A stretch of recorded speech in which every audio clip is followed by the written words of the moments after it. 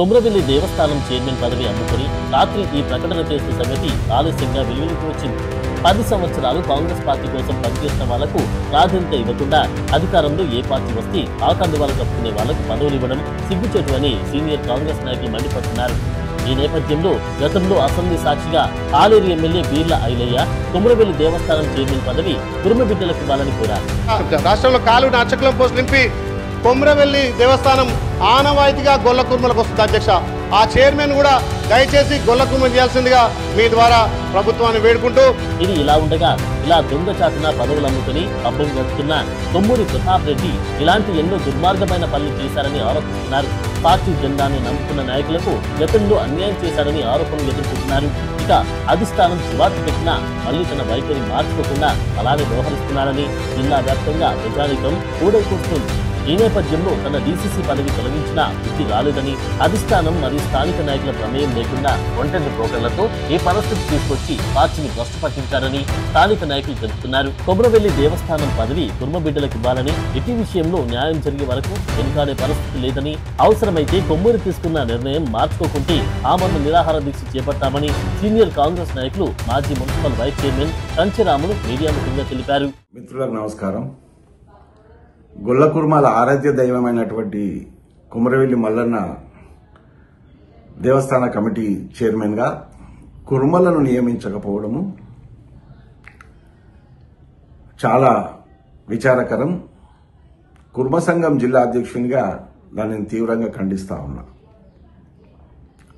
2 సంవత్సరాలుగా అది కుర్మలకే కేటాయిస్తామని చెప్పి అసెంబ్లీలో మా బీర్ల ఎల్లన్న గారు మాట్లాడినా, మా రాష్ట్ర అధ్యక్షులు ఎగ్గమల్లేశం గారు కావచ్చు, తర్వాత వర్కింగ్ ప్రెసిడెంట్ క్యామ మల్లేష్ గారు, అన్ని జిల్లా సంఘాలు, రాష్ట్ర సంఘాలు అందరినీ కూడా కలిసినప్పుడు అది కుర్మలకు కేటాయిస్తామనే మాట నాటి పెద్దలు చెప్పుకొచ్చారు. మరి ఈ రోజు ఎందుకో ఏమో మేము ఎంపీ గారిని అడిగినాము, అన్నా మా కుర్మలకు కేటాయిస్తా అన్నారు కదా, మరి అట్లెట్లా కమిటీని నియమించారు? మరి వచ్చినోడు కాంగ్రెస్ పార్టీ కాదు. 2024లో ప్రభుత్వం ఏర్పడిన తర్వాత మొదటిసారి నియమించినప్పుడు తను కూడా వేరే పార్టీడు, ఎవడైతే ఇప్పుడు జిల్లా ప్రెసిడెంట్ అని చెప్పుకొని పదవులు అమ్ముకొని ఉంటుండో వాడి బంధువు వాడు ఈ రోజు కాంగ్రెస్ పార్టీ జెండా మోయలేదు, వాడికి ఇచ్చిర్రు. మరి ఈ రోజు మొన్న నియమించినటువంటి వాడు ఏ పార్టీడు, ఎప్పుడు కాంగ్రెస్ పార్టీలోకి వచ్చిండు, వాడి దగ్గర అమౌంట్ తీసుకొని ఈసారి మళ్ళీ వాడికే ఇస్తున్నారు. మరి కాంగ్రెస్ సీనియర్ల పరిస్థితి ఏంది? బట్ అది కుర్మలకు సంబంధించిన విషయము, మరి వాళ్ళకి ఇస్తామన్నారు కదా, మరి ఏంది ఇట్లా అని అంటే, ఆ ఎంపీ గారు నిజంగా అండి మాకేం తెలియదు, అది నాకు కూడా ఇన్ఫర్మేషన్ లేదు అని చెప్పి ఎంపీ గారు చెప్తా ఉన్నారు.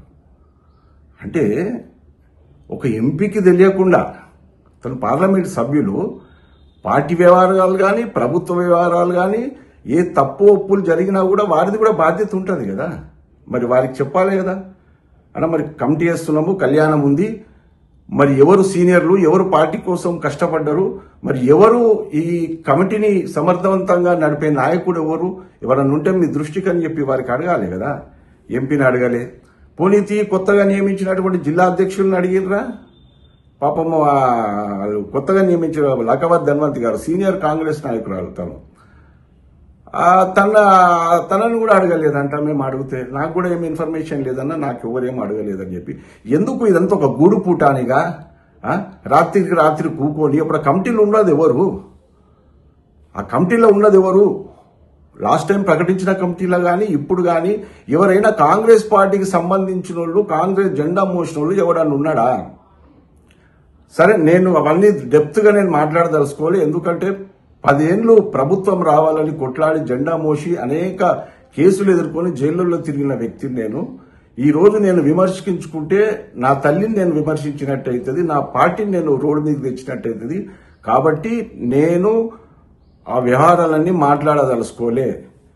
కానీ ఇప్పుడు ఈ 2 రోజుల్లో మీరు ఏదైతే ఎండోమెంట్ అధికారులకు నేను చెప్తా ఉన్నా, చెప్పుడు కాదు హెచ్చరిస్తా ఉన్నా, కొమ్రవెల్లి ఆలయ ఈ 2 సంవత్సరాలుగా ఆదాయం అంతా ఎవరింటికి పోతుంది, ఎవరి జేబులోకి పోతుంది అనేది నా దగ్గర లెక్కలు ఉన్నాయి.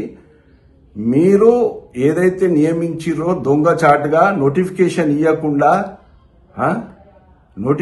ఇవ్వకుండా కమిటీ నియమించిరో ఆ జీవోను రద్దు చేయండి.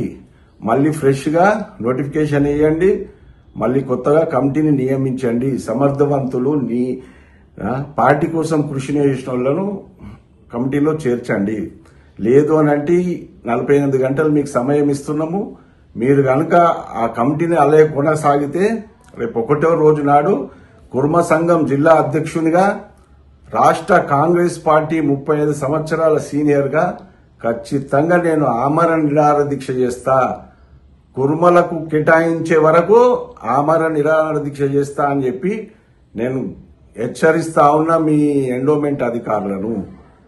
మా జిల్లాలో రాష్ట్రంలో 33 కుల సంఘాల కుర్మ సంఘం నాయకులకు రాష్ట్రంలో కుర్మలందరికీ కూడా నేను విజ్ఞప్తి చేస్తా ఉన్నా, కుల శనార్థులు తెలియజేస్తా ఉన్నా.